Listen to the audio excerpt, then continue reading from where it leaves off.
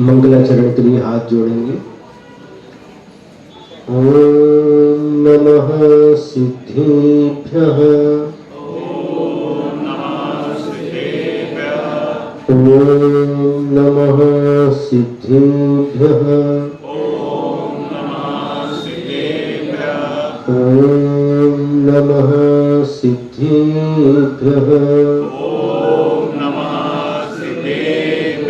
नमो अरिहन्ताणम्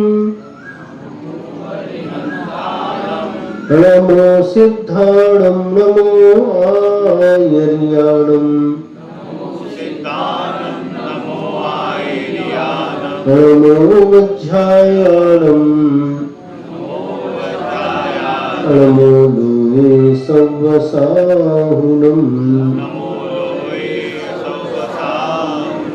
जय पंच परमेष्ठी भगवान की जय। 24 तीर्थंकर भगवान की जय। खराड़े के मूल नायक देवाधिदेव श्री आदिनाथ भगवान की जय। परम उपकारी परम पूज्य आचार्य गुरुवर श्री विद्यासागर जी महाराज की जय। परम पूज्य आचार्य श्री समय सागर जी महाराज की जय। 3 कम 9 करोड़ मुनिराजों की जय। परम पूज्य मंदिर श्री नियम सागर जी महाराज की जय। परम पूज्य मंदिर श्री वृषभ सागर जी महाराज की जय। परम पूज्य मंदिर श्री अभिनंदन सागर जी महाराज की जय।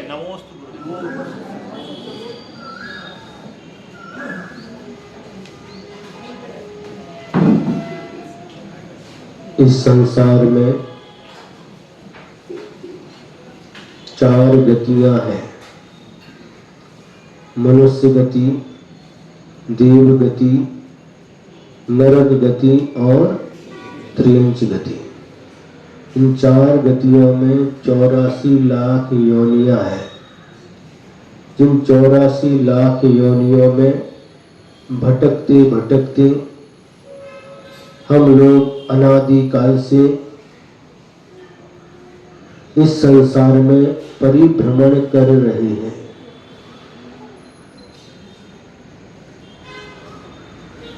यह संसार अनादि काल से है और अनंत काल तक रहने वाला है,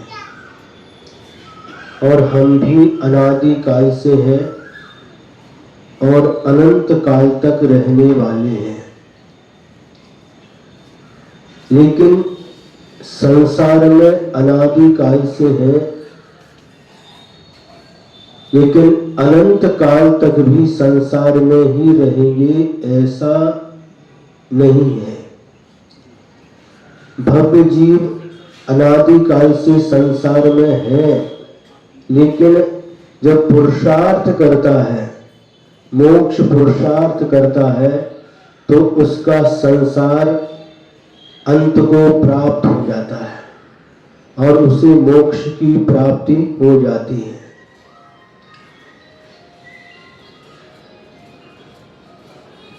आगम का ऐसा नियम है कि 6 महीने 8 समय में नियम से 608 जीव मोक्ष जाते हैं। संसार से 608 जीव 6 महीने 8 समय में नियम से मोक्ष जाते हैं। इससे कम भी नहीं और ज्यादा भी नहीं, ऐसा नियम है। लेकिन कब से? अनादि काल से। फिर भी आज तक संसार खाली नहीं हुआ और अनंत काल बीतने के बाद भी यह संसार खाली होने वाला नहीं है। जिन आत्माओं ने भगवान विराजमान है, उनकी संख्या भी अनंतानंत है। अनंत किसे कहते हैं? जिसका कभी अंत नहीं होता, उसका नाम अनंत है। ऐसे अनंतानंत जीव सिद्धालय में विराजमान है और प्रत्येक 6 महीने 8 समय में 608 जीव मोक्ष जा रहे हैं और जाते रहेंगे। फिर भी कभी संसार खाली होने वाला नहीं है। लोगों को चिंता रहती है। कई लोग से जब बात करते हैं तो उनके मन में एक चिंता रहती है कि महाराज सभी दीक्षा ले लेंगे तो आहार देने वाला कौन रहेगा, है? ऐसा कभी होता नहीं। आहार देने वालों की चिंता नहीं करना, क्योंकि श्रावकों की संख्या बहुत होती है। श्रावक बहुत संख्यक है और मुनि अल्पसंख्यक है।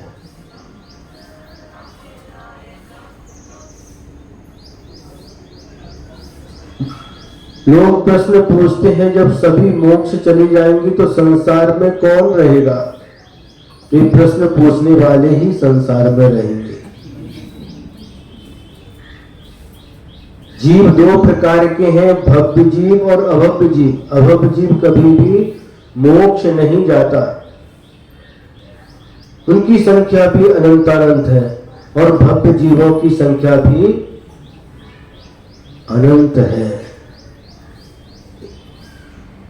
तो यह क्रम अनादि काल से चल रहा है और अनंत काल तक चलता रहेगा।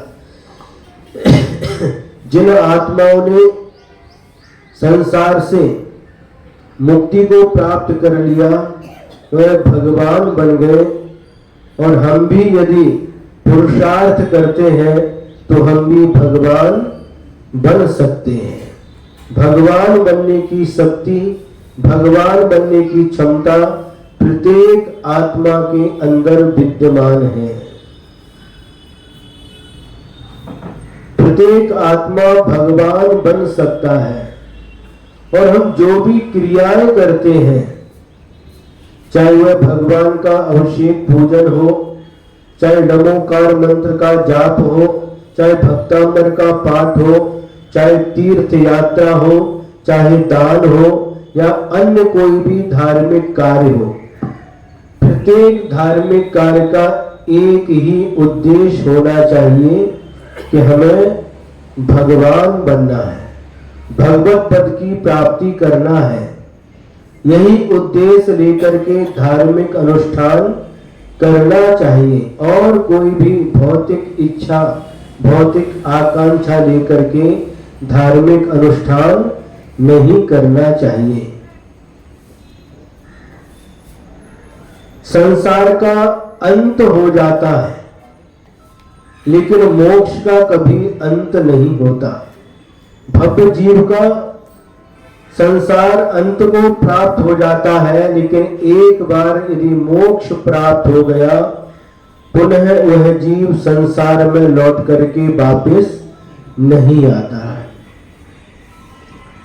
आज वाघोली से बिहार करते करते हम दोनों महाराज खराड़ी में आ गए, और इस खराड़ी में हम लोगों का दूसरी बार आना हुआ है। 10 साल पहले भी सन 2016 में औरंगाबाद से बिहार करते हुए अहमदनगर, जिसे आज अहिल्या नगर कहते हैं, वहां से होते हुए पुणे आए थे, और इस पूना में सबसे पहली सोसाइटी यह खराड़ी पड़ी थी, और इस बार सबसे पहली सोसाइटी बाघोली में। 10 साल पहले जब आए थे तो हम 5 महाराज थे,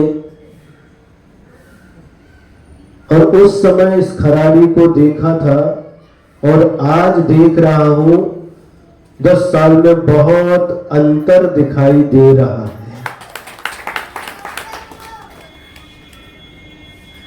आप लोगों को याद होगा जो 10 साल पहले यहाँ पर रहते थे, उस समय आदिनाथ भगवान की जो प्रतिमा है, धातु की प्रतिमा है, वह पास ही एक घर में, किराए के घर में एक छोटा सा रूम था ऊपर, और वहां पर आदिनाथ भगवान की प्रतिमा विराजमान थी। मुनि श्री नियम सागर महाराज जी उनके उपदेश से उन्होंने कहा कि आप लोग तो अपने अपने घरों में रहते हैं, फ्लैटों में रहते हैं और भगवान किराए के घर में रहे, ये अच्छा नहीं लगता। और महाराज श्री की प्रेरणा से उस समय गाजे बाजे के साथ, उत्साह के साथ श्री जी को लेकर के आए थे। और यहाँ पर जो पीछे एक बेटी नहीं थी उस समय शायद,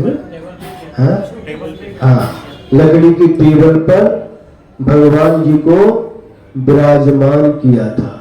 और जब से वह आदिनाथ भगवान इस सोसाइटी में आए हैं, तब से इस सोसाइटी का कायाकल्प हो गया।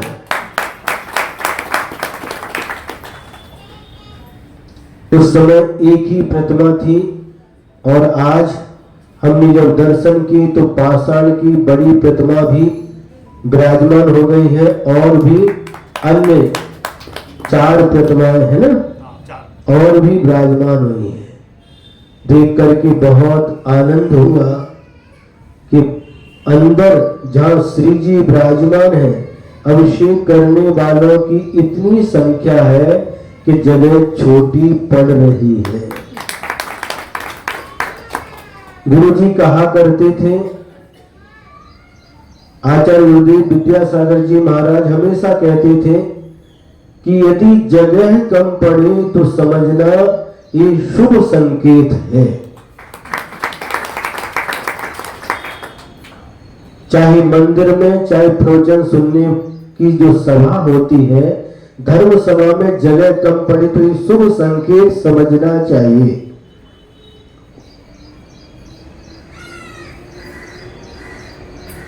दस साल पुरानी स्मृति आज भी है। उस समय अप्रैल के महीने में आए थे और इस बार जून के महीने में आ गए। बहुत अच्छा लग रहा है। इसी प्रकार से आप लोगों के अंदर धर्म के प्रति दिन दूनी रात चौगुनी वृद्धि हो। लोग आते हैं, महाराज आशीर्वाद दे दो, काय के लिए? वृद्धि हो। कौन सी वृद्धि है? वृद्धि हो किसमें? बोलो। सुंदरलाल बैंक में जिन दूर से आए हैं, बैंक में वृद्धि हो। किसकी वृद्धि चाहते हैं बताओ? धन की वृद्धि चाहते हैं। और महाराज ऐसा आशीर्वाद दे दो, एक ब्याज होता है और एक चक्रवर्ती ब्याज होता है। पता है आपको चक्रवर्ती ब्याज किसे कहते हैं? 1 लाख रुपया रखा आपने और उसका 1.25 लाख हो गया। अब जो ब्याज मिलेगा 1.25 लाख के ऊपर मिलेगा। 1.25 लाख का 1.5 लाख होगा, 1.5 लाख के ऊपर ब्याज मिलेगा। इसको चक्रवर्ती ब्याज कहते। क्यों महाजन सर? बराबर है ना? ऐसे हमको पढ़ाया गया था। तो धन के प्रति हम चक्रवर्ती ब्याज सहित धन की वृद्धि चाहते हैं। उसी प्रकार से धर्म के प्रति भी वृद्धि हो और उसमें भी चक्रवर्ती की तरह वृद्धि हो, तो निश्चित रूप से हमारी उन्नति होती है। धन की वृद्धि होती है पुण्य के उदय में, और पाप के उदय में वह धन समाप्त हो जाता है, नष्ट हो जाता है। चक्रवर्ती कितना महान होता है, उस चक्रवर्ती की विभूति, इसकी तुलना अन्य किसी से नहीं कर सकते। वह 6 खंड का अधिपति होता है। 32,000 मुकुटबद्ध राजा उस चक्रवर्ती की आज्ञा का पालन करते हैं। 96,000 उसकी रानियां होती हैं। 84 लाख हाथी होते हैं, 18 करोड़ घोड़े होते हैं, 9 निधि 14 रत्न, इतनी विभूति का वह स्वामी होता है, लेकिन जिस समय वह चक्रवर्ती चला जाता है सारी की सारी विभूति समाप्त हो जाती है। वह चक्रवर्ती उस विभूति को अपने पुत्र के सुदर्प नहीं कर सकता, अपने पुत्र को नहीं दे सकता, क्योंकि वह पुण्य चक्रवर्ती का ही होता है और उस पुण्य के साथ, उस चक्रवर्ती के साथ ही वह पुण्य समाप्त हो जाता है, उसकी विभूति समाप्त हो जाती है। समझ में आ रहा है?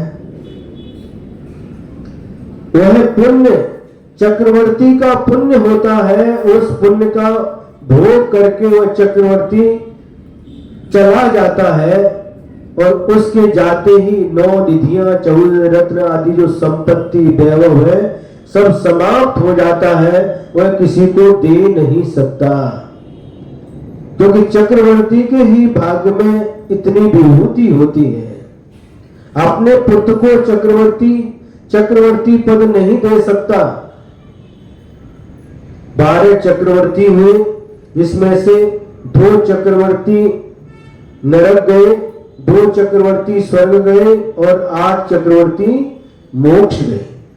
तो मोक्ष गए, मुनि दीक्षा ली, मुनि दीक्षा लेने के पहले अपने बेटे को बुला करके चक्रवर्ती का पद मैं तुमको देता हूं, नहीं दे सकते। जिसका पुण्य होता है और उसका पुण्य उसके साथ ही रहता है। वह व्यक्ति जब चला जाता है उसका पुण्य भी उसके साथ चला जाता है और पुण्य के फलस्वरूप जो वैभव प्राप्त हुआ था वह भी उसके साथ समाप्त हो जाता है। क्योंकि समय सीमित है, बिहार करके आए हैं बागोली से 8-9 किलोमीटर का, तो इसलिए अभी तो इतना ही है। आगे यदि आप लोग चाहेंगे तो जितने दिन है उतने दिन सुबह भी और दोपहर में भी और शाम को भी, तीनों बार आपको लाभ मिल सकता है यदि आप चाहेंगे तो, जबरदस्ती नहीं।